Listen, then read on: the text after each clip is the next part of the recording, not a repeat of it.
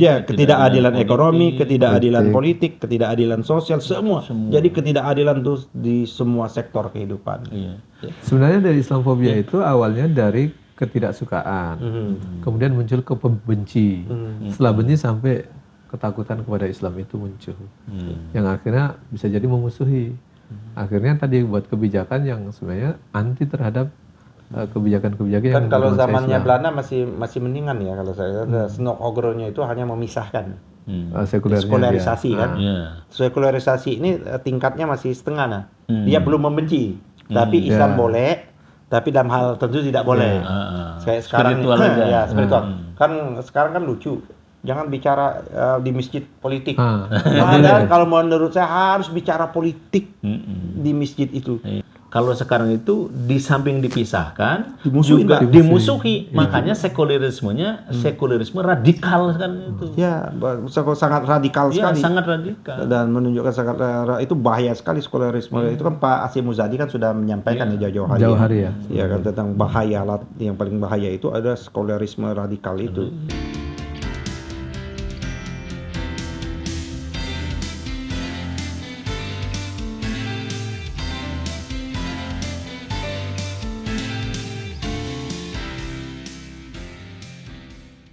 Assalamualaikum warahmatullahi wabarakatuh. Pemirsa Bincang Perubahan yang berbahagia, alhamdulillah kita bisa bertemu dan kita akan berbincang-bincang, bincang perubahan dengan tokoh nasional kita, Bang Ahmad Yani. Apa kabar, Bang? Alhamdulillah. Sehat ya? Ya. Alhamdulillah. Jadi saya senang itu ada tagline-nya itu perubahan. Tapi tidak harus kita konotasikan dengan kandidat ya. Perubahan itu kan di hari ini harus lebih baik dari kemarin ya kan. Iya. Hari esok harus lebih baik. Dan ini lahir sebelum ada Kandidat sih. belum ada. Iya, betul. Jadi nggak bisa dikait-kaitkan. Walaupun ada yang mengkait-kaitkan kemarin kan. Normal. Wajar. Baik, Santai aja lah ya. Iya, santai aja. Dan kita juga kedatangan tamu kita ini Bung Wahyudi Al-Maroki. Assalamualaikum. Waalaikumsalam warahmatullahi wabarakatuh. Sehat, ini namanya udah cukup meroket. Ya. Tapi bukan ekonomi yang meroket. Meroket ke atas ke bawah ini. Baik, Bang Yani, kita lihat fenomena sekarang ya. Itu kan banyak kejadian peristiwa baik ekonomi sosial gitu, orang mencari keadilan sana sini. Itu nampaknya rada-rada sulit. Sementara kan apalagi dalam konteks Ramadan sekarang ya, dilu huwa aqrabul taqwa, berlaku adillah kamu karena itu lebih dekat dari takwa. Sementara Ramadan juga untuk takwa. Ini bagaimana Bang Yani melihat ini?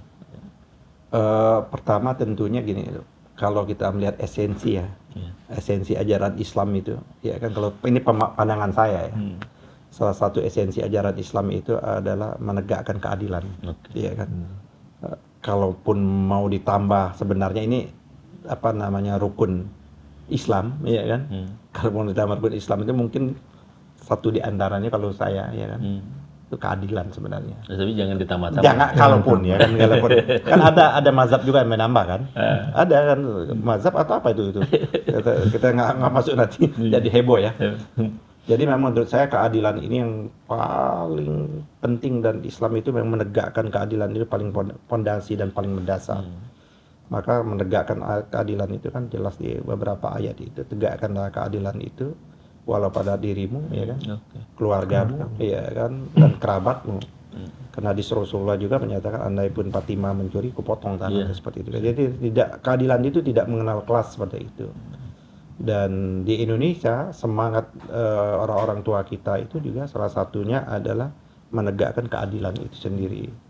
Nah, tapi memang menjadi ironis di negeri yang katanya, ya ini yang katanya ya, yang katanya selalu mengagung-agungkan Pancasila itu dan NKRI harga mati. Kalau kita lihat Pancasila itu kan sumber kausa primanya Pancasila itu kan ketuhanan yang Maha Esa. Nah, kalau kita bicara masalah prinsip-prinsip ketuhanan itu kan tidak bisa kita temukan di tempat lain kecuali dalam konsep keagamaan. Ketuhanan itu kan konsep keagamaan. Nah, itu mencerminkan juga nilai-nilai keadilan sebenarnya yang harus ditanamkan. Tapi kita agak sulit menegakkan nilai-nilai keadilan ini. Nah, kalau kita bicara keadilan ini kan ada dalam 3 konsep, ya kan. Konsep pertama, keadilan itu dalam bentuk regulasi, regulasi undang-undang atau konstitusi lah kalau mau di atasnya, ya kan. Terus yang kedua, kalau dalam teori hukum itu disebut substansinya, dia kan, substansinya. Yang kedua kelembagaan, ya kan. Kelembagaan dalam rangka untuk menegakkan keadilan itu sendiri. Nah, di Indonesia kan kelembagaan untuk menegakkan keadilan itu kan ada institusi yang paling awal itu kepolisian, kejaksaan, KPK kalau korupsi kan. Terus ada lagi pengadilan, ya, seperti itu dan lain sebagainya seperti itu. Itu institusionalnya. Terus budayanya, culture-nya seperti itu. Nah, ini menurut saya semuanya adalah rontok, ya kan, di negara yang katanya mengandut negara hukum yang konstitusional atau demokrasi yang konstitusional. Susah sekali mencari keadilan. Bahkan ada adigium dalam rangka mencari keadilan itu, kalau kita hilang ayam, mencari keadilan itu biayanya bisa menjadi hilang kambing. Hilang kambing jadi hilang sapi, ya, seperti itu. Nah, ini problem kita 78 tahun ya, merdeka sebentar lagi kan. Ke 77 kan, Agustus nanti kan 78 tahun. Problem kita yang paling mendasar adalah bagaimana menegakkan keadilan. Belum lagi kalau kita lihat disparitas, ya kan, penguasaan sumber daya alam. Sumber daya alam ini kan satu anugerah, ya kan, yang sudah ada dengan sendiri, bukan kena karya, ya kan, satu anugerah yang harus patut disyukuri, yang harus dinikmati oleh seluruh rakyat Indonesia. Tapi kenyataannya kan yang menikmati berapa? Ya, segelintir orang. Aset ekonomi kita dikuasai lebih 50%, 60% itu hanya 1% orang. Penguasaan lahan yang ini menjadi tidak adil. Ada satu korporasi menguasai lebih dari 5 juta. Dia pecah-pecah, itu banyak sekali perusahaannya. Pada satu sisi yang paradok atau yang sangat ini kontranya itu, ada orang untuk dapat 1 meter aja susah seperti itu. Bayangkan dikatakan negara yang menjunjung tinggi yang disebut dengan prinsip-prinsip ketuhanan, kemanusiaan, persatuan, kerakyatan, dan keadilan sosial. Ini kan kompang. Nah, kalau seperti itu nanti orang mempersoalkan konsep ini. Apakah konsep yang nilai-nilai yang kita sepakati sekarang ini aplikatif atau tidak? Atau kesalahannya di konsep? Kalau saya melihat adalah 3 tadi yang seperti itu. Baru beberapa hari yang lalu, sahabat saya, teman saya ya, dari dia orang Riau, terus berusaha di Sumatera Barat, di Painan, bagaimana dia mau melaporkan bahwa dia diperas, ya kan, dia beli areal untuk buat tambak udang, di dalam areal itu ada pohon yang pinus, dia mau kering kan pasti otomatis kan dipotong. Nah, terus karena dia mempekerjakan anak-anak di sana, anak-anak pemuda di sana, terus anak-anak itu malas bekerja, terus dia pecat, mulai terjadi macam-macam, kantornya atau base campnya dibakar, dia diperas, lapor polisi, sampai sekarang tidak ada tindak lanjut. Dan begitu banyak, kan sering kita dengar juga, ada mbok-mbok yang mencuri kayu, ya dihukum, kapas juga ada, dan sebagainya, ya macam-macam coklat dihukum. Jadi memang hukum itu akhirnya dia itu tajamnya itu kepada, bukan ke bawah. Ke bawah bisa aja, tajamnya kepada yang tidak punya akses. Yang lemah. Jadi yang bisa lemah, milih-milih ya. Mustad'afin dan kaum du'afa gitu kan. Yang tidak punya akses ekonomi, yang tidak punya akses politik, dan itu kena seperti itu. Atau kalau sekarang ini dia punya, tapi dia berbeda pandangan politik. Banyak kan kawan-kawan kita kan korban Saganda Nenggolan, Anton Pramana, terus ada Edi Mulyadi, Jumhur Hidayah. Kalau di ulama, lihat kasusnya Habib Rizik, ya. Pada kasus yang sama, yang kategori yang dikualifisir tindak pidana banyak dilakukan juga. Ada yang kawinan, ada yang masalah yang covid kan, ada melaksanakan pertemuan pilkada, lolos aja. Tapi Habib Rizik dikenakan hukuman. Bahkan sampai dampaknya 6 laskarnya sampai sekarang kan tidak jelas seperti pertanggungjawaban, ya. Bahkan yang dianggap aktor lapangan malah dihukum bebas. Pada satu sisi kita lihat kasus begitu ramai terbongkar, kasusnya Sambo, ya kan, satu manusia. Bukan berarti kita mentolerir, tetap aja satu manusia itu kan tidak bisa membunuh satu manusia, hakikatnya membunuh manusia secara keseluruhan. Nah, ini menurut saya ini yang problem betul, bagaimana di negeri kita ini keadilan itu sulit betul digapai. Harga mahal keadilan itu. Harga mahal dan mahal sekali. Iya, harga mahal dan mahal sekali. Dan ya, mungkin saya nggak bisa membayangkan. Oke, jadi ada ketidakadilan ekonomi. Ya, ketidakadilan ekonomi, ketidakadilan politik. politik, ketidakadilan sosial, semua. Jadi ketidakadilan tuh di semua sektor kehidupan. Iya. Ya. Saya kemarin tuh ada tetangga. Saya itu karena ini lihat gitu, ngasih uang tidak besar, hanya 50.000. Lalu apa komentar dia? Katanya alhamdulillah saya jadi punya untuk beli beras, untuk buka nanti dan sahur. Setelah itu saya bayangkan pada satu sisi ada orang seperti ini, pada sisi lain ada yang pamer Rubicon dan macam-macam itu. Itu masih tidak kecil, adil. Pak. Rubicon itu. Rubicon berapa lah harganya? Itu kan ada pamernya jet pribadi, ya kan? Private jet. Ya, ada private jet dan lain sebagainya. Ada ya istri-istri pejabat itu kan. Dengan tasnya gaya-gaya. Tas Hermes-nya itu berapa, Pak? Ratusan juta, ada miliaran satu, Pak, seperti itu. Walaupun mungkin dia dapat secara sah, tapi tidak sepantas, tidak sepatutnya memproklamirkan, ya kan, memproklamirkan hidup yang hedonis di tengah-tengah masyarakat yang makan aja susah gitu loh. Mungkin ada ketidakadilan moral juga ya, itu ya. Moral itu bisa nggak tidak adil? Kalau orang nggak bermoral kan susah bilangnya. Susah ya. Orang kalau kalau moralnya sudah nggak ada moral nggak kita sebutkan itu memang nggak bermoral kan, ya kan. Ada juga pejabat ya kan dia menyatakan bahwa mau motor besar, ternyata suaminya punya motor besar, motor besar. Dan bayangin aja satu pejabat bisa menjadi komisaris di beberapa. Gila itu namanya, saya baru tahu. Aduh gila ini namanya. Waktunya 24 jam bagaimana ya seperti itu. Ya cuma sayangnya presidennya juga mentolerir. Kan dulu kan presiden menyatakan tidak boleh fokus tidak boleh rangkap. Satu aja belum tentu menyelesaikan, ini puluhan. Ya gimana ya kan presidennya seperti itu.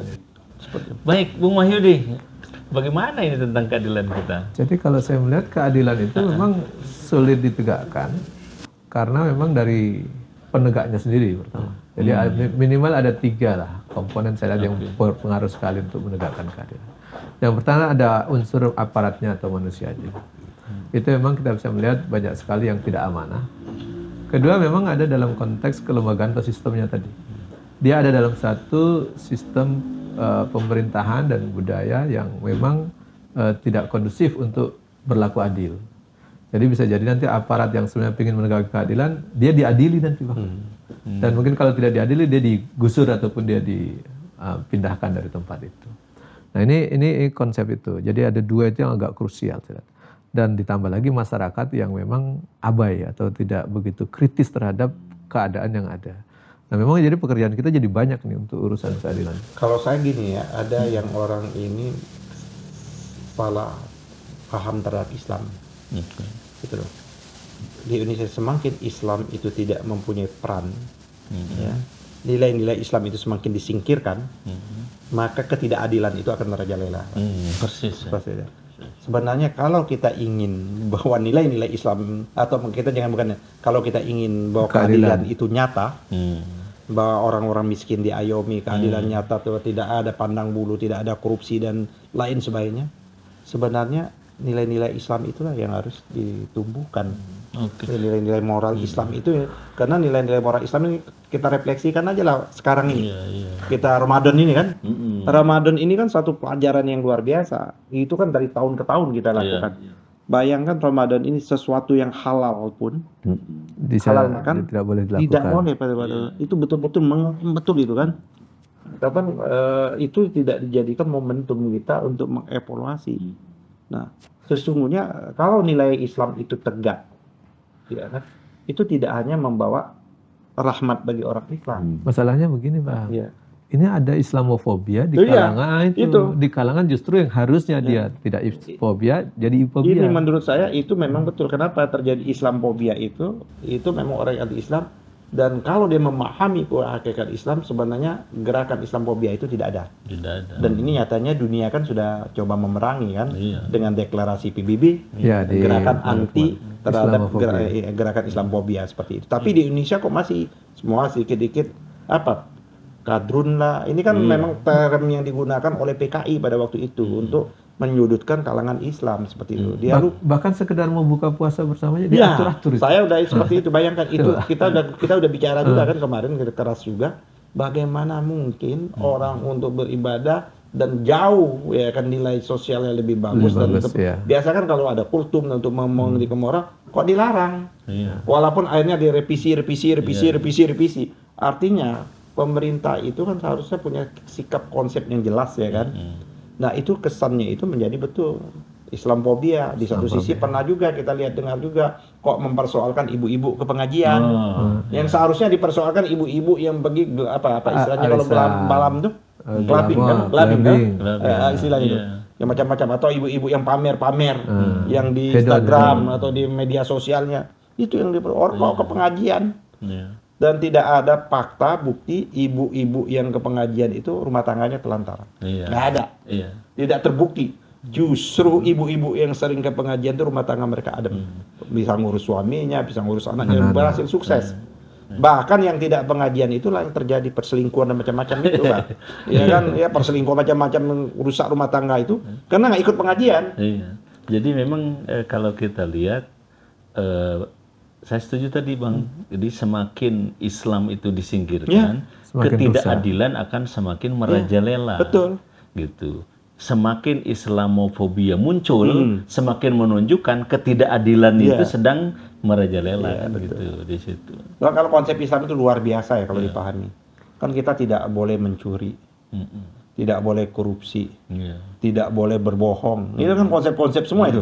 Tidak kalau pemimpin amanah, iya kan. Tidak khianat. Tidak khianat seperti itu, menunaikan. Ya. Bicara sama dengan apa yang dilakukan. Kalau kata Pak Sabi Marif nggak boleh pecah kongsi ya kan, antara pembicaraan dengan perbuatan. Seperti kan itu buta. Tapi kok dipahami seharusnya ini kan didukung juga bukan hanya orang-orang Islam. Makanya Islam kan cepat berkembang di dunia luar, di Eropa, di Amerika cepat sekali. Karena mereka merasakan.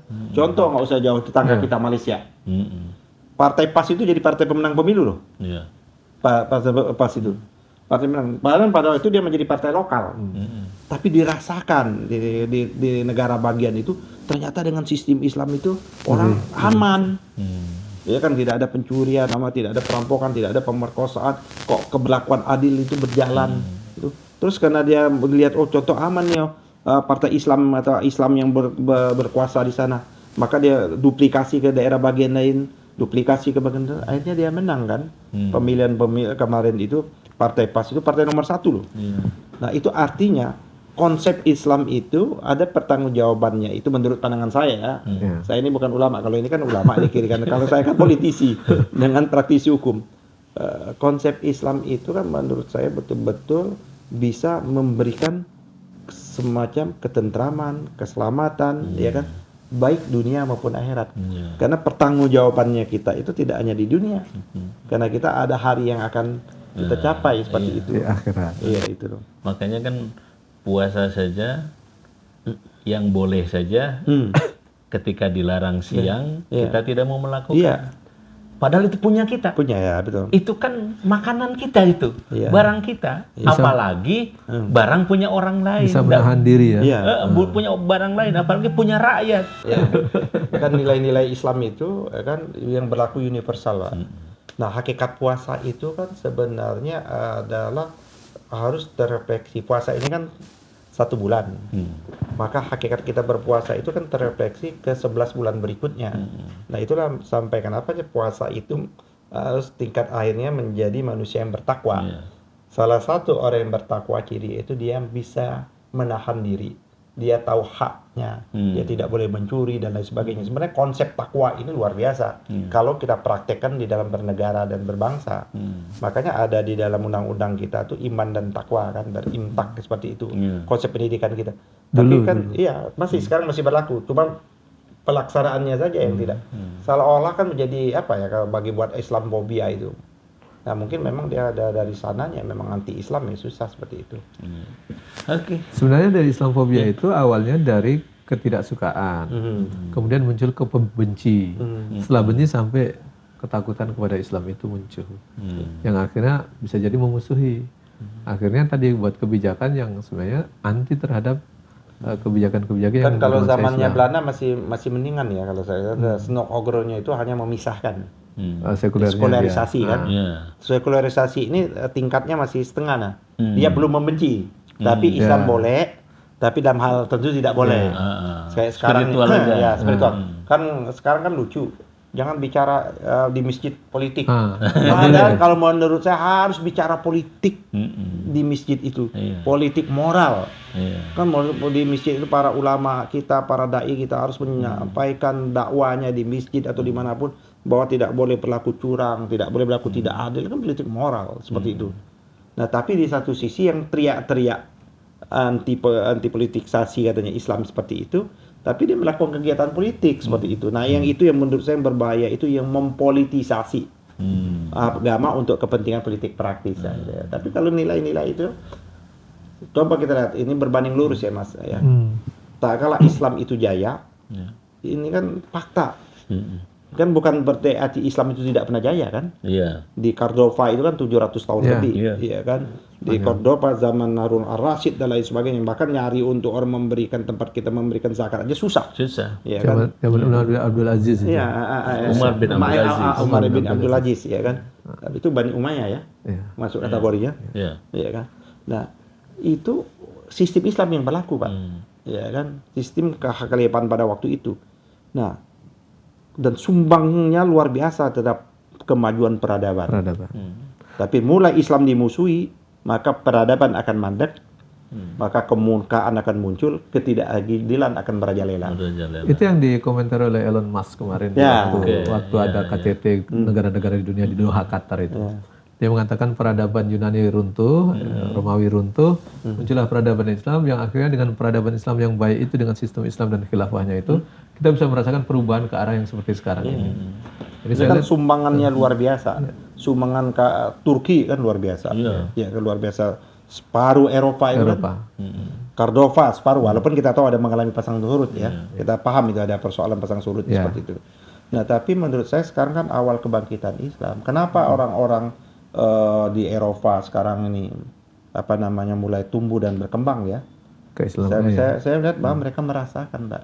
Karena Islam ini bukan agama untuk akhirat. Akhirat itu kalau menurut saya akibat, implikasi. Tapi Islam ini memang diturunkan untuk di dunia. Agama dunia dalam rangka hasilnya dipetik di sini dan di sana di akhirat. Betul. Kan gitu. Dipetiknya bukan hanya untuk di akhirat, juga di sini juga. Membawa kemaslahatan. Itulah yang disebut rahmatan lil alamin. Dia jadi rahmat bagi semesta alam. Hanya memang sayang tadi kalau dulu zamannya Stokor-Gurunya kan sekulernya itu yang penting dipisahkan agama dan kehidupan. Kalau sekarang itu di samping dipisahkan juga dimusuhi. Makanya sekulerisme radikal kan itu. Ya, sangat radikal sekali. Sangat radikal. Dan menunjukkan sangat itu bahaya sekali sekulerisme. Itu kan Pak Asyid Muzadi kan sudah menyampaikan jauh-jauh hari. Ya kan tentang bahaya, yang paling bahaya itu ada sekulerisme radikal itu. Nah, ini kan ada pokok persoalan kita ya. Yang ini menurut saya sekularisasi ini memisahkan. Ya kan berhasil tuh. Maka output pendidikan ya kan antara pendidikan umum dengan pendidikan agama bisa. Tapi kan sekarang ini kan sudah mulai dipadukan baik yang formal maupun informal kan. Pesantren-pesantren itu udah menggabungkan dan sebagainya. Sekolah yang sifatnya Islam terpadu ya kan udah mulai kan. Berarti kan sudah mulai mencoba mengkawinkan kan antara ilmu-ilmu yang disebut sekuler tadi dengan ilmu-ilmu agama tadi coba dipadukan seperti itu. Nah, tapi kembali kepada tema kita tadi, menurut saya memang faktor utamanya itu ada di kepemimpinan, Mbak. Leadership. Bagaimana kita bisa menegakkan? Karena ini urusan mengatur. Bukan mengatur individu, mengatur orang banyak. Bicara masalah keadilan itu mengatur orang banyak kan, mengatur umat, mengatur masyarakat. Nah, maka dibutuhkan kepemimpinan. Kepemimpinan itu ya kalau di kita ini ya model pemilah.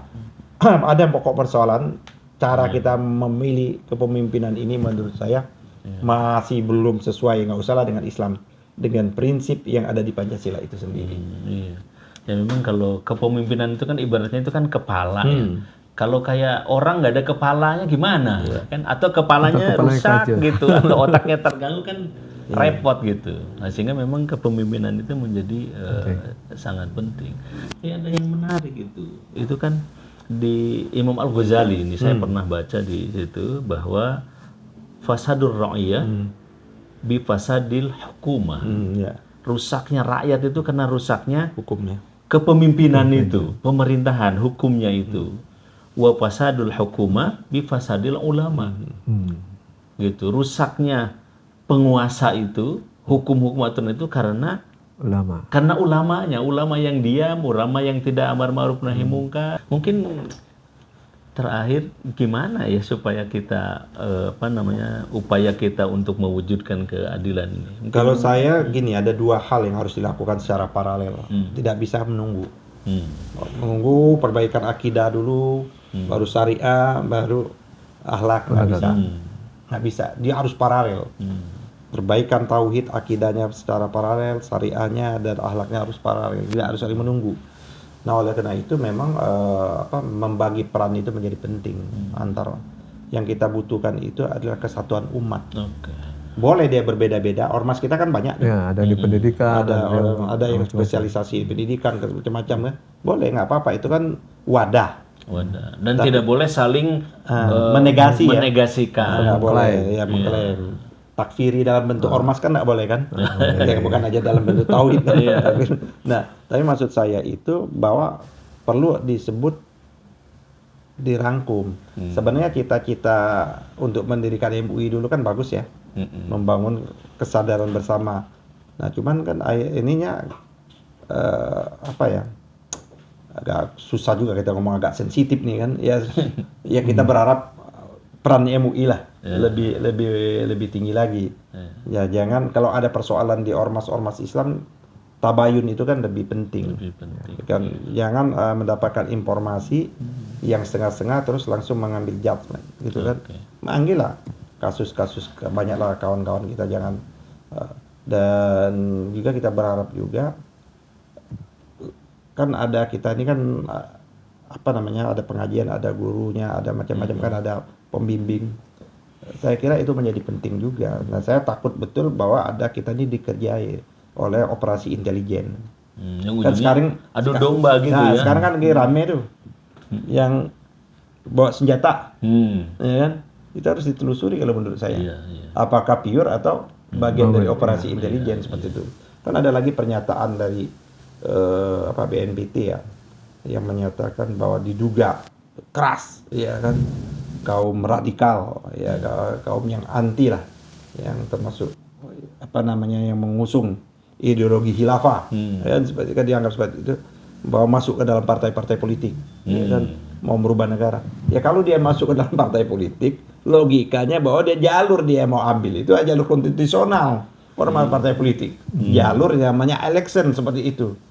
Udah bagus dong, bahkan kita juga kok malah ada pernyataan-pernyataan yang seperti itu. Itu sebenarnya bagian dari terstruktur sistematik masif yang disebut Islamofobia. Gitu loh. Baik, Bu Mahyudin, ada yang mau ditambahkan? Kalau saya lihat memang pekerjaan kita jadi banyak sekali. Berat. Jadi kalau untuk menghilangkan Islamofobia memang harus ada kerja keras antara umat Islam itu sendiri, menasihati para penguasa maupun pejabat yang suka membuat narasi yang justru memancing Islamofobia, kan membuat narasi yang menakut-nakuti umat Islam dan seterusnya. Ini kalau yang mengucapkan itu rakyat biasa mungkin tidak terlalu efeknya, tidak terlalu besar. Tapi kalau para pejabat ini kan apalagi pemimpin tertinggi ya. Apalagi pemimpin tertinggi itu kan bukan efek yang besar, sehingga justru dia menimbulkan efek Islamofobia yang lebih besar. Jadi ini harus ada nasihat juga kepada mereka. Rakyat disiapkan, umat disiapkan untuk memberikan pemahaman yang lebih baru. Saya pikir dengan kinerja yang cukup besar dan berat dari para ulama, aktivis maupun itu untuk bisa sinergi. Nah ini penting untuk bisa membuat umat paham, berani menasihati dan menyuarakan kepada para pemimpinnya, penguasanya, sehingga muncullah tadi keadilan bisa ditegakkan. Harus dua menurut saya Mas, harus secara paralel ya. Kan kita kan bidang kan, kalau bicara masalah pemimpin kan wilayah berarti kan bicara wilayah politik ya kan. Nah ini harus membangun kesadaran bersama menurut saya. Kesadaran bersama itu yang bergerak pendidikan, pendidikan, yang ormas, yang bergerak di dalam bidang politik, mari duduk bersama seperti itu. Apalagi tahun-tahun depan ini tahun-tahun politik. Jangan sampai umat ini kan masuk ke lubang yang berkali-kali, lubang yang sama. Itu orang apa itu, lebih bodoh dari keledai itu. Masuk lubang berkali-kali ke lubang yang sama kayak gitu loh. Atau dipatuk ular berkali-kali. Atau dipatuk ular berkali-kali sama. Iya. Saya kira nggak salah. Ya kan orang kan soalnya kalau kita memilih berdasarkan preferensi agama kan dianggap apa itu apa-apa. Ya, Politik identitas. politik identitas macam-macam lah seperti itu. Orang dia punya pilihan preferensi dengan pandangan lain boleh kok. Kalau pandangan Islam kok nggak boleh. Itu bagian dari Islamophobia gitu loh. Menurut saya harus paralel. Apalagi kita menjelang tahun politik, ya hati-hati umat jangan sampai terkecoh ya kan. Karena sekarang ini orang menggunakan identitas keagamaan untuk meraih suara. Jadi bukan politik identitas, menggunakan identitas keagamaan untuk meraih suara. Justru ini yang berbahaya. Nah, itu palsu namanya. Palsu. Identitas palsu, ya kan, bukan ijazah palsu. Identitas palsu. Selama ini nggak pernah pakai kerudung, ya kan. Terus sekarang rajin pakai kerudung. Pajang foto di mana-mana. Billboardnya pakai itu kan pembohong itu. Ini kan bohong itu artinya. Terus nggak pernah nggak pesantren, nggak ke pesantren, nggak pernah ke masjid, justru melarang masjid, nggak tahu bagi-bagi uang di masjid. Itu namanya betul-betul mempolitisi agama, identitas palsu itu. Jadi identitas palsu itu tidak hanya ijazah palsu, tapi badan palsu pun ada. Dan bisa dibayangkan, Bang, kalau yang kayak begini menjadi pemimpin, pasti yang lahir kan ketidakadilan itu. Ya, karena dia udah berbohong. Dari awal aja dia tidak adil. Tidak adil. Termasuk terhadap dirinya. Iya, itu macamnya dia berbohong. Baik, terima kasih Bang Yani, kemudian Bung Wahyudi, kita sudah berbincang-bincang. Pemirsa Bincang Perubahan yang berbahagia, rupanya berakhir sudah ya perbincangan kita hari ini. Bahwa ada ketidakadilan, di mana ketidakadilan itu berbanding lurus dengan Islamofobia. Semakin Islam dijauhkan, semakin Islam dibenci, maka di sisi lain ketidakadilan itu nampak. Untuk itu maka perlu ada kesadaran bersama terkait dengan pentingnya persatuan di tengah-tengah umat ya, baik individual maupun organisasi, partai dan seterusnya. Juga kesadaran bahwa Islam adalah solusi. Terima kasih, sampai jumpa. Assalamualaikum warahmatullahi wabarakatuh. Waalaikumsalam warahmatullahi wabarakatuh.